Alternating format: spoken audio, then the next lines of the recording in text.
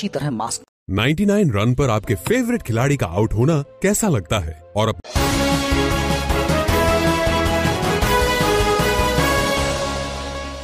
DPK news ਵੇਖ ਰਹੇ ਸਾਰੇ ਹੀ ਦਰਸ਼ਕਾਂ ਨੂੰ ਪਿਆਰ ਭਰੀ ਸਤਿ ਸ਼੍ਰੀ ਅਕਾਲ। ਮੈਂ ਪਿੰਕੀ ਚੌਧਰੀ ਤੇ ਤੁਹਾਡੇ ਸਾਹਮਣੇ ਲੈ ਕੇ ਆਈ ਅੱਜ ਦਾ ਪੰਜਾਬ ਬੁਲੇਟਿਨ। ਭਾਰਤ ਵਿੱਚ ਕੋਰੋਨਾ ਦੀ ਲਾਗ ਦੀ ਦੂਜੀ ਲਹਿਰ ਬੇਕਾਬੂ ਹੁੰਦੀ ਜਾ ਰਹੀ ਹੈ। ਦੇਸ਼ 'ਚ ਕੋਰੋਨਾ ਦੀ ਰਫ਼ਤਾਰ ਕਾਬੂ ਹੋਣ ਦਾ ਨਾਂ ਨਹੀਂ ਲੈ ਰਹੀ। ਹਰ ਰੋਜ਼ ਲਾਗ ਦੇ ਮਾਮਲਿਆਂ ਦੇ ਮੌਤਾਂ ਦੀ ਗਿਣਤੀ ਵਿੱਚ ਰਿਕਾਰਡ ਦਾ ਪੱਧਰ ਵਧਦਾ ਜਾ ਰਿਹਾ ਹੈ। ਦੇਸ਼ ਵਿੱਚ ਫਿਲਹਾਲ 3,70,000 ਨਵੇਂ ਮਾਮਲੇ ਸਾਹਮਣੇ ਆਏ ਹਨ। ਹੁਣ ਸਿਹਤ ਮੰਤਰਾਲੇ ਦੇ ਆંકੜਿਆਂ ਦੇ ਅਨੁਸਾਰ ਪਿਛਲੇ 24 ਘੰਟਿਆਂ ਦੇ ਵਿੱਚ 3,645 ਲੋਕਾਂ ਨੇ ਆਪਣੀ ਜਾਨ ਗਵਾਈ ਹੈ।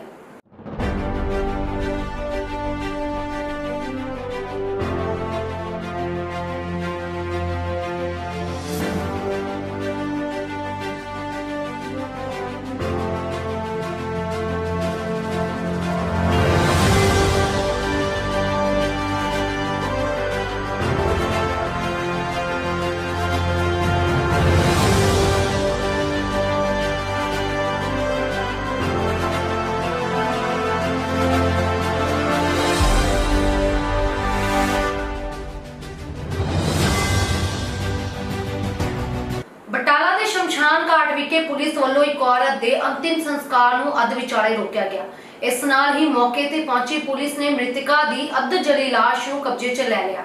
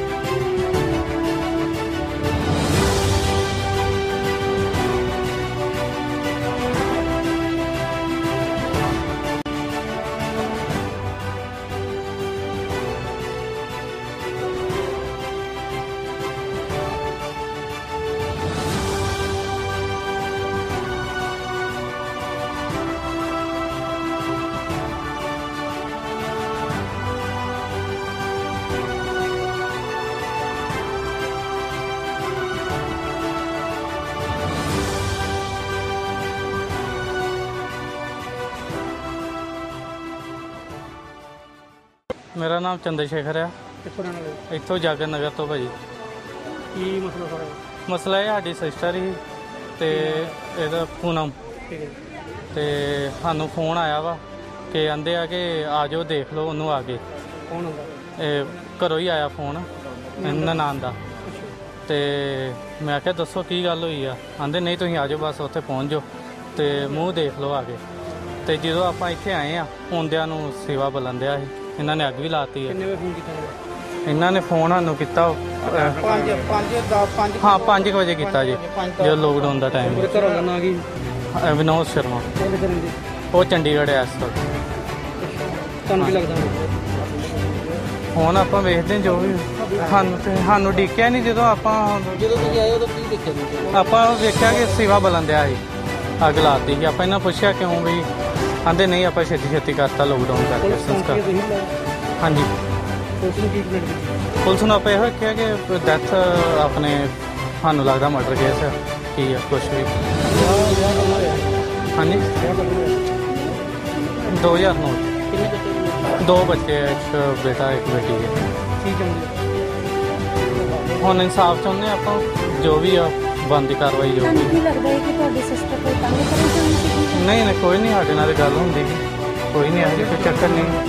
ਆਂਦੇ ਡਿਸਪਰੈਸ਼ਨ 'ਚ ਹੀ ਕੁਛ ਇਹਨਾਂ ਵੱਲੋਂ ਹੀ ਕਹਿੰਦੇ ਆ।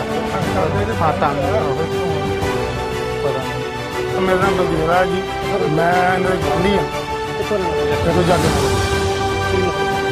ਮਸਲਾ ਇਹ ਹੈ ਵੀ ਇਹਦੇ ਵੀ ਸਾਡੀ ਕੁੜੀ ਜਿਹੜੀ ਆ ਉਹ ਡੈਥ ਹੋ ਗਈ ਉਹਦੀ। ਸਾਨੂੰ ਹੁਣ ਦੇਗਾ ਜੋ ਅਸੀਂ ਕਰੇ ਆ ਉਹਨਾਂ ਨੇ ਲੰਬੂ ਲਾ ਕੇ ਇਹ ਦੱਸਿਆ ਉਹਨੂੰ। ਫਿਰ ਉਹਦੀਆਂ ਗੱਲ ਪਾ ਕੇ ਜਨਮ ਸਾਜੀਆਂ ਨੂੰ ਪੁੱਛਿਆ ਹੋਇਆ ਕੀ ਆ। ਕਦੀ ਆਂਦੇ ਬੁਖਾਰ ਲੈ ਲਿਆ, ਕਦੀ ਆਂਦੇ ਅਟੈਕ ਹੋ ਗਿਆ, ਕਦੀ ਹੋ ਜਾਂਦੇ ਕਦੀ ਹੋ ਜਾਂਦੇ। ਜਾਣੀ ਕਿ ਬਿਆਨ ਵੱਖਰੇ ਵੱਖਰੇ ਨੇ। ਇਹ ਆਪਣੇ ਪਾਪ ਨੂੰ ਦਿਖਾਉਣ ਦਿਆ ਮਾਰਿਆ ਇਹਨਾਂ ਨੇ ਸੰਸਕਾਰ ਕੀਤਾ ਸਬੂਤ ਨਾਲ ਸਾਰਾ ਚੰਡੀਗੜ੍ਹ ਅਸੀਂ ਪੁੱਛਿਆ ਇਹਨਾਂ ਨੂੰ ਕਹਿੰਦੇ ਚੰਡੀਗੜ੍ਹ ਸੰਸਕਾਰ ਵੱਜਦਾ ਟੈਲੀਫੋਨ ਆਇਆ ਕੋਈ ਗੱਲ ਨਹੀਂ ਬਾਕੀ ਸੰਸਕਾਰ ਕਰ ਦਿਓ ਕੋਈ ਗੱਲ ਕਿਹਨੂੰ ਫੋਨ ਕੀਤਾ ਹੁਣ ਇਹਨਾਂ ਨੇ ਆਪਣੇ ਕੀਤਾ ਨਾ ਮੁੰਡੇ ਨੂੰ ਬੇਟੇ ਨੂੰ ਕੀਤਾ ਤੇ ਘਰ ਵਾਲੇ ਤੁਹਾਨੂੰ ਕਿਹਦਾ ਫੋਨ ਸਾਨੂੰ ਇਹਨਾਂ ਦੇ ਘਰੋਂ ਜਿਹੜਾ ਕੀਤਾ ਇਹਨਾਂ ਨੇ ਬੇਟੀ ਦਾ ਆਸ਼ ਕਰ ਕੇ ਤੇ ਮਰੀਮ ਬਜਾਉਂ ਗਈ ਸਾਡੇ ਤੋਂ ਬਾਕੀ ਫੜ ਲਿਆ ਨੇ ਉਹ ਕੋਸ਼ਿਸ਼ ਹੈ ਸਾਡੀ ਉਹ ਹੈ ਵੀ ਹੈ ਉਹਦੇ ਇਨਸਾਫ ਜੋ ਹੋਇਆ ਕਾਰਵਾਈ ਸਾਨੂੰ ਪਤਾ ਲੱਗੇ ਕਿ ਕੀਤਾ ਕੀ ਹੈ ਕਿਉਂਕਿ ਆਉਣ ਵਾਲੀਆਂ ਬੇਟੀਆਂ ਜਿਹੜੀਆਂ ਅਸਲ ਤਾਂ ਮਹਿਸੂਸ ਕਰ ਰਹੀਆਂ ਠੀਕ ਹੈ ਜੀ ਇਨਸਾਫ ਮਿਲੂ ਤਾਂ ਗਾਂਹ ਕਿਸੇ ਨੂੰ ਪ੍ਰੇਰਨਾ ਮਿਲੂਗੀ ਵੀ ਇਹਦਾ ਕੰਮ ਨਹੀਂ ਕਰਨਾ ਚਾਹੀਦਾ। ਮੇਰਾ ਨਾਮ ਰੀਚਾ ਸ਼ਰਮਾ ਹੈ। ਕੀ ਗੱਲ ਹੋਈ ਸਾਰੀ ਅੱਜ ਤੁਹਾਡੀ? ਸਰ ਇਹ ਤੇ ਸਾਨੂੰ ਵੀ ਨਹੀਂ ਪਤਾ, ਅਸੀਂ ਘਰੇ ਪੁੱਜੇ ਸਾਨੂੰ ਗੁਆਂਢੀਆਂ ਦਾ ਫੋਨ ਆਇਆ ਕਿ ਤੁਹਾਡੇ ਭਾਬੀ ਜੀ ਨੇ ਇੱਦਾਂ ਸੁਸਾਈਡ ਕਰ ਲਿਆ ਆ ਤੇ ਅਸੀਂ ਉਹਨਾਂ ਦੇ ਘਰ ਨਾਲ ਉਹਨਾਂ ਦੇ ਬੇਕੇ ਨੇ ਵੀਡੀਓ ਕਾਲ ਤੇ ਉਹਨਾਂ ਸਾਰਾ ਸੰਸਕਾਰ ਦੇਖਿਆ ਆ। ਅਸੀਂ ਉਹਨਾਂ ਨੂੰ ਵੀਡੀਓ ਕਾਲ ਕੀਤੀ, ਉਹ ਕਹਿੰਦੇ ਨਾ ਸਾੜਿਓ ਤੇ ਅਸੀਂ ਕਿਹਾ ਵੀਡੀਓ ਕਾਲ ਤੇ ਉਹ ਕਹਿੰਦੇ ਕਿ ਇੱਦਾਂ ਤੇ ਵੀਡੀਓ ਕਾਲ ਉਹਨਾਂ ਨੇ ਸਾਰਾ ਦੇਖਿਆ ਸੰਸਕਾਰ ਤੇ ਅਸੀਂ ਬਟਾਲੇ ਵੀ ਇਹਨਾਂ ਦੇ ਜਿਹੜੇ ਆ ਉਜਾਗਰ ਨਗਰ ਇਹਨਾਂ ਦਾ ਪਰਿਵਾਰ ਆ ਅਸੀਂ ਫੋਨ ਕੀਤਾ ਉਹਨਾਂ ਨੂੰ ਉਸੇ ਵੇਲੇ ਕਰਤਾ ਸੀ ਘਰੋਂ ਤੋਂ ਚੱਲਣ ਲੱਗਿਆ ਸਾਨੂੰ ਘਰੋਂ ਚੱਲਣ ਇੱਥੋਂ ਤੱਕ ਆਉਂਦੇ 20-25 ਮਿੰਟ ਲੱਗ ਗਏ ਪਰ ਉਹ ਉਸ ਤੋਂ ਬਾਅਦ ਵੀ ਅਸੀਂ 10 ਮਿੰਟ ਉਹਨਾਂ ਨੂੰ ਡਿੱਗਿਆ ਆ ਉਹ ਨਹੀਂ ਆਏ ਤੇ ਇਹ ਅਸੀਂ ਸੰਸਕਾਰ ਕਰਤਾ ਹੈ। ਮੈਡਮ ਐਸਾ ਕੀ ਕਾਰਨ ਸੀ ਕਿ ਤੁਸੀਂ ਇਹਦਾ ਸੰਸਕਾਰ ਇੱਕਦਮ ਕਰਤਾ ਸਵੇਰ ਤੱਕ ਦੀ ਵੇਟਿੰਗ ਕੀਤੀ ਐਸਾ ਕੀ ਕਾਰਨ? ਇਹ ਤੇ ਮੈਨੂੰ ਨਹੀਂ ਜੇ ਪਤਾ ਮਤਲਬ ਕਿ ਸਾਰੇ ਜੈਂਟਸ ਵਗੈਰਾ ਸੀ ਸਾਰੇ ਰਲ ਮਿਲ ਕੇ ਕਹਿੰਦੇ ਕਰ ਦੋ ਸੀਗਾ ਸਾਨੂੰ ਇਸ ਜੀ ਕਾਰਨ ਦਾ ਤੇ ਸਾਨੂੰ ਆਪ ਨਹੀਂ ਪਤਾ ਜੀ। ਅਸੀਂ ਸਾਰੇ ਪਰਿਵਾਰ ਸਵੇਰੇ ਉਹਨਾਂ ਰੋਟੀ ਪਾਣੀ ਬਣਾ ਕੇ ਖਵਾਇਆ ਸਾਰਿਆਂ ਨੂੰ ਕੋਈ ਗੱਲ ਨਹੀਂ ਬੱਚਿਆਂ ਨੂੰ ਟਿਊਸ਼ਨ ਭੇਜਿਆ ਆ ਅਸੀਂ ਕਿਸੇ ਘਰ ਗਏ ਆ ਛੋਟੇ ਫੋਨ ਲਈ ਅਸੀਂ ਮੈਂ ਤੇ ਮੇਰੇ ਮਾਤਾ ਜੀ ਤੇ ਉਹ ਘਰੇ ਇਕੱਲੇ ਪੜ੍ਹਨ ਦੇ ਸੀ ਜਦੋਂ ਬੱਚੇ ਗਏ ਉਹ ਤਾਂ ਵੀ ਪੜ੍ਹਨ ਦੇ ਸੀ ਹਾਂਜੀ ਉਹ ਸਾਡੇ ਘਰ ਲਟਕਣ ਵਾਲੀ ਰੋਡ ਲੱਗੀ ਆ ਉੱਥੇ ਉਹਨਾਂ ਨੇ ਚੋਰੀ ਮਾਰ ਕੇ ਕੀਤਾ ਜੀ।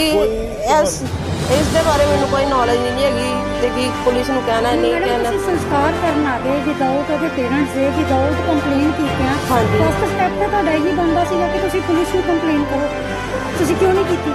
ਮੈਮ ਇਸ ਦੇ ਬਾਰੇ ਮੈਨੂੰ ਨਹੀਂ ਪਤਾ ਹੈਗਾ ਮੇਰੀ ਉਹ ਜਿੰਦ ਦੇ ਇੱਕ ਜਾਨ ਹੀ ਬੜੀ ਜਿਹੜੀ ਮੇਰੀ ਜਿੰਦ ਚੱਲ ਗਈ ਆ ਮੈਨੂੰ ਨਹੀਂ ਪਤਾ ਕੀ ਹੋ ਰਿਹਾ ਤੇ ਕੀ ਹੋ ਰਿਹਾ ਬੱਚੇ ਜਿਹੜੇ ਆ ਰੋਲਰ ਗਏ ਆ ਘਰ ਬੱਚੇ 2 ਟਵਿੰਸ ਦੋ ਉਹਨਾਂ ਦੇ ਹਸਬੰਡ ਕਿੱਥੇ ਨੇ? ਉਹ ਚੰਡੀਗੜ੍ਹ ਨੇ ਜੀ। ਤੇ ਉਹਨਾਂ ਦੀ ਵੇਟ ਕਿਉਂ ਨਹੀਂ ਕੀਤੀ ਤੁਸੀਂ ਸੰਸਕਾਰ ਕਰਨ ਤੋਂ ਪਹਿਲਾਂ?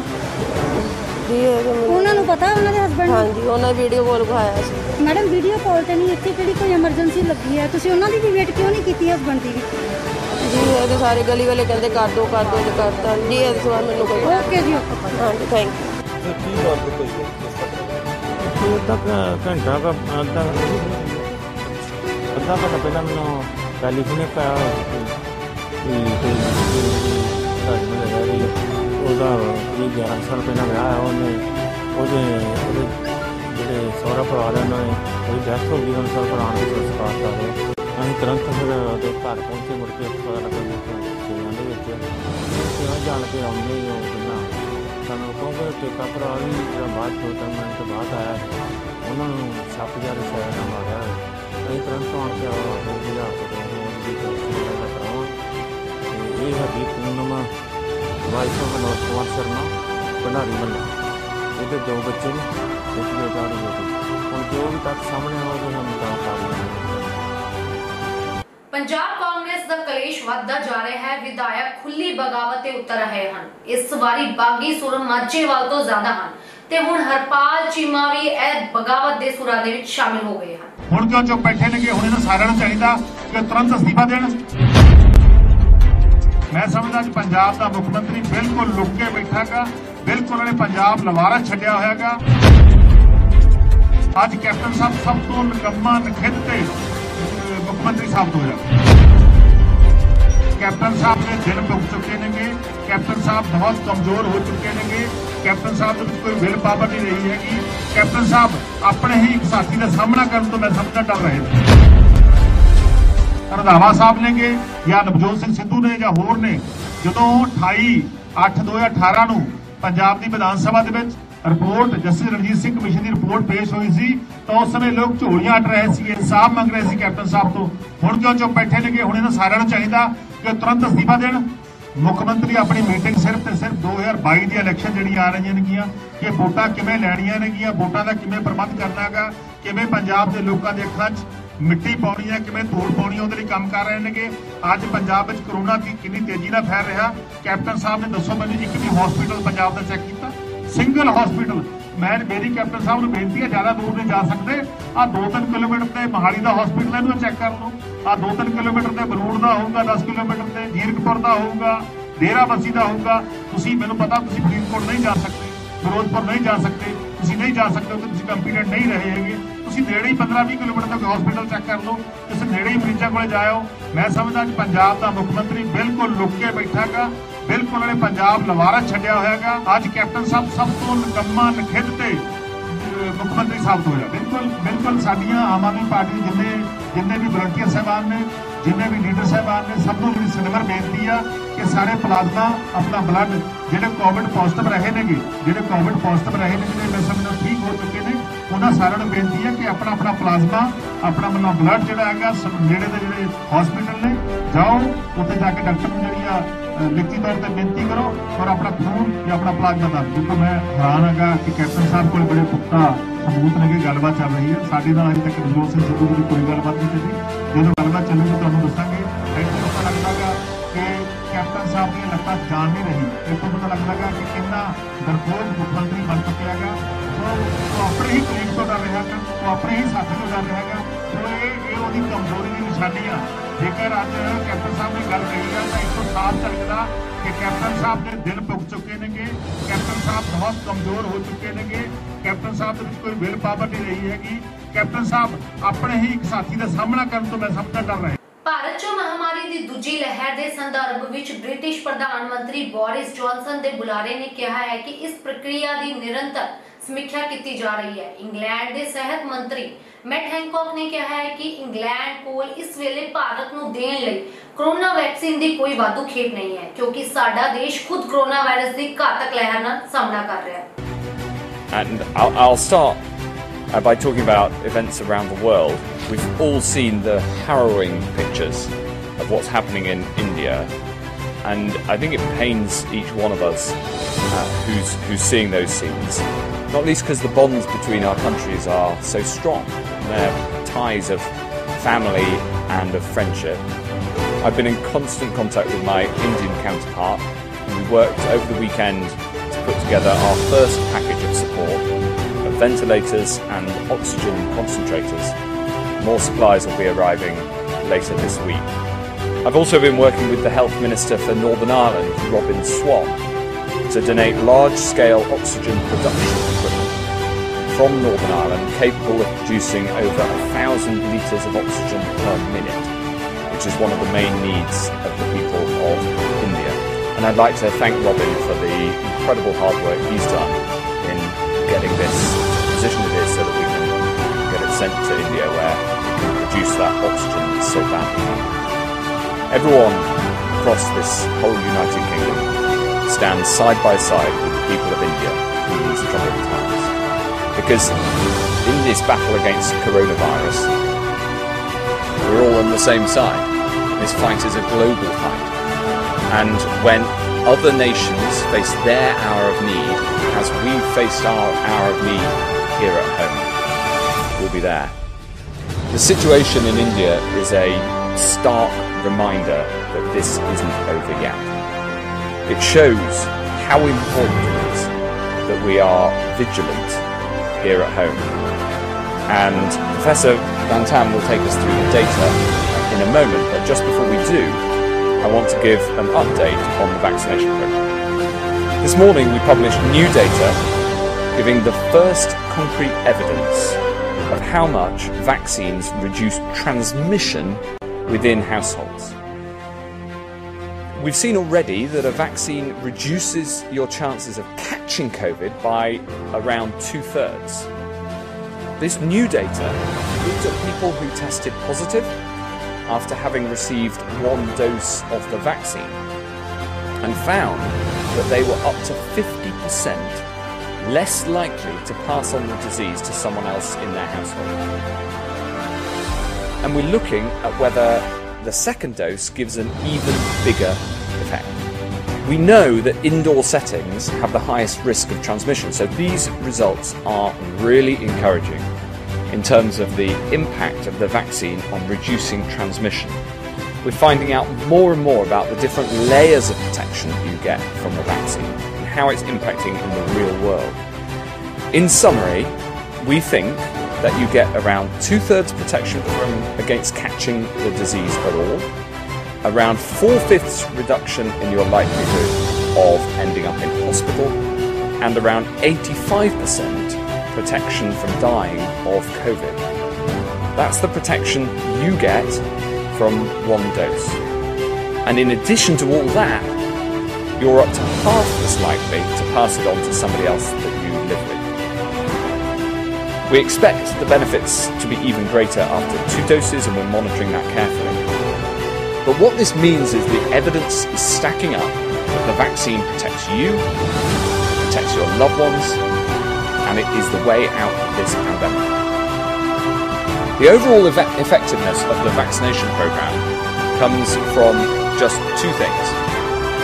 One, how effective the vaccine is, that's the science if you like, and 2, how many people get the jabs, and that of course is on all of US ਵਿੱਚ ਭਾਰਤੀ ਰਾਜਦੂਤ ਤਰਨਜੀਤ ਸਿੰਘ ਸੰਧੂ ਨੇ ਕਿਹਾ ਹੈ ਕਿ ਦੇਸ਼ ਵਿੱਚ ਕੋਵਿਡ-19 ਦੀ ਦੂਜੀ ਲਹਿਰ ਦੌਰਾਨ ਸੰਯੁਕਤ ਰਾਜ ਵੱਲੋਂ ਕੀਤੀ ਗਈ ਸਹਾਇਤਾ ਦੋਵਾਂ ਦੇਸ਼ਾਂ ਦਰਮਿਆਨ ਮਜ਼ਬੂਤ ਭਾਈਚਾਰੇ ਨੂੰ ਦਰਸਾਉਂਦੀ ਹੈ। This evening, United States C-5 aircraft with oxygen cylinders, oxygen regulators and other essential supplies has taken off from California and it's expected to land in Delhi tomorrow. And there will be perhaps more such sorties that will be undertaken. You are aware that on 26th of April, President Biden spoke to Prime Minister Modi and expressed solidarity. The conversation was warm, positive and fruitful. President Biden reaffirmed that the United States is determined to support India's efforts to contain the COVID pandemic. And he also committed to very quickly deploy resources, and that included oxygen equipment, supplies, therapeutics, ventilators and other critical material for vaccine manufacturing in India. And also simultaneously there have been conversations between External Affairs Minister and Secretary of State, National Security Advisor and India's National Security Advisor. You also saw tweets by the Vice President, by other senior cabinet ministers. This entire thing reflects the strong partnership between 2 countries, and the United States and its leadership has clearly stated in public that during this trying time, the United States will stand shoulder to shoulder. ਤੇ ਅੱਜ ਦੇ ਲਈ ਇੰਨਾ ਹੀ। ਕੱਲ ਫੇਰ ਮਿਲਾਂਗੇ ਤੁਹਾਨੂੰ ਪੰਜਾਬ ਦੀ ਤਾਜ਼ਾ ਤਰੀਨ ਖਬਰਾਂ ਦੇ ਨਾਲ।